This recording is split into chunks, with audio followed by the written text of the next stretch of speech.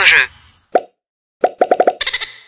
On vous présente les derniers jeux qu'on a essayés. On commence avec Canopé, qui est un jeu pour 2 joueurs, en fait, 8 ans et plus, et les parties d'environ 30 minutes. C'est un jeu fait spécifiquement pour 2 joueurs, mais il y a quand même un mode qu'on peut, avec une variante 3 et 4 joueurs dedans.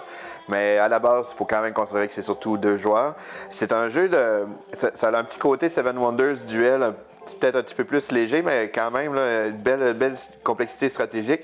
En fait, le but du jeu, ça va être de créer une forêt pour faire le maximum de points, puis mélanger un peu la faune qui va donner des points pour faire des combos, ou les faunes, les animaux, ou la flore aussi là, pour faire des combos de points. Un tour de jeu, ce que ça a de l'air, c'est qu'en fait, on commence par regarder la première pioche qui est ici. On regarde la carte. Si elle nous intéresse, on la prend tout simplement et on doit la poser tout de suite dans notre jeu. Si elle ne nous intéresse pas, on peut la remettre ici cachée et ajouter une carte dessus comme ça. Et là, on regarde la prochaine pile. Fait qu'on fait ça. C'est le petit côté draft un peu. Si après les 3 piles, il n'y a rien qui nous intéresse, mais là, on est obligé de prendre la carte sur le dessus de la pioche et la mettre. Quand on dit que je suis obligé, c'est que si jamais on ne voulait pas nécessairement fermer l'arbre, mais qu'on a un dessus d'arbre, un canopé en fait, bien, on est obligé de le mettre quand même. C'est pour ça que c'est un petit côté prise de risque aussi. À la fin de la saison, là, on va regarder toutes nos cartes fleurs, comme ça, ceux qui ont des petites lunes. Puis là, on va faire des combos de points. Selon le nombre de tel type de symboles, on va faire des points. Il y a aussi des cartes négatives qui viennent affecter un peu notre jeu, soit le feu pour la flore ou la maladie pour la faune. Et en gros, c'est ça. Fait que plus qu'on joue, plus qu'on s'étend, on construit, nos arbres prennent de l'expansion, notre forêt prend de l'expansion aussi. Donc, puis on va jouer trois rondes comme ça. Puis on a trouvé ça vraiment le fun. C'est une belle stratégie, c'est engageant, c'est le fun de regarder les pioches, c'est une belle mécanique. Moi, j'ai beaucoup aimé ça, c'est très fluide. Puis, c'est ça. Fait que c'est Canopé, très bon jeu.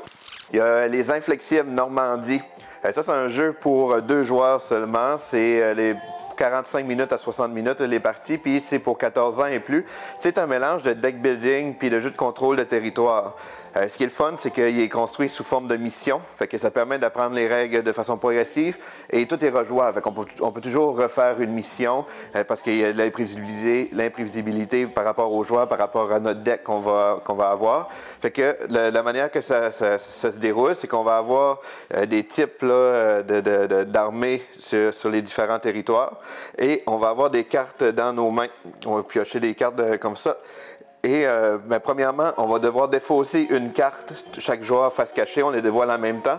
Et le chiffre, lui qui va avoir le chiffre le plus haut, c'est lui qui va commencer. Et ensuite, on va utiliser nos cartes pour faire plusieurs actions. Les actions, ça va ressembler à se déplacer. Si c'est des terrains qui n'ont pas été découverts encore, il faut envoyer les éclaireurs en premier pour mettre des petites jumelles. Après ça, on peut envoyer nos fusiliers, par exemple, dans des endroits où il y a déjà des jumelles. On peut attaquer les autres joueurs. Les attaques, ce que ça ressemble, c'est que selon notre niveau de défense, selon la défense du terrain, parce que chaque terrain a son propre niveau de défense, on va lancer un certain nombre de dés, puis en fonction du résultat, c'est ça qui va faire qu'on va gagner ou non. Les actions aussi, on va pouvoir recruter des nouveaux personnages dans notre main. Fait que ça ressemble à ça, puis ça évolue super bien. Fait qu'on a vraiment aimé ça. La partie est super tendue aussi. Côté thématique, c'est bien recherché. Il y a toute l'histoire dans le jeu. Même les noms des personnages sont représentatifs de l'époque et des factions aussi. Donc, c'est un très bon jeu pour 2 joueurs qui est Inflexible Normandie. On a aussi essayé Rapid City, qui est un petit jeu pour 2 à 5 joueurs. Les parties d'environ 30 minutes pour 10 ans et plus. Personnellement, ça m'a fait penser à un genre de mini-ville un petit peu plus simple. Le but du jeu, ça va être de créer un village qui est représenté par les cartes avec le maximum de personnes heureuses.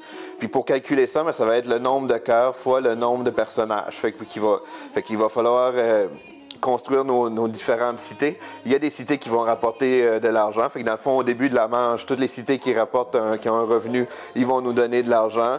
Et ensuite, on va pouvoir soit défausser on a le droit de défausser une carte dans le jeu, puis après ça, on peut en dévoiler 3 ici. Fait qu'on peut les prendre 3 dans la même pioche, ou on peut prendre de niveaux différents aussi. Les cartes, ils vont ressembler à ça comme ça. Et ensuite, on peut faire un achat. Les achats, ça va être le montant qui est ici. Fait qu'on peut acheter soit ces bâtiments-là, soit les bâtiments de base qui sont ici aussi. Puis ça va nous permettre d'avancer dans notre jeu. Puis la partie se termine du moment qu'un joueur a construit 10 cartes différentes dans son domaine. Fait que c'est super simple. Mais ça a une belle petite dynamique, c'est léger, mais c'est avec une belle stratégie. C'est un super bon jeu là, qui est Happy City. L'île au jeu.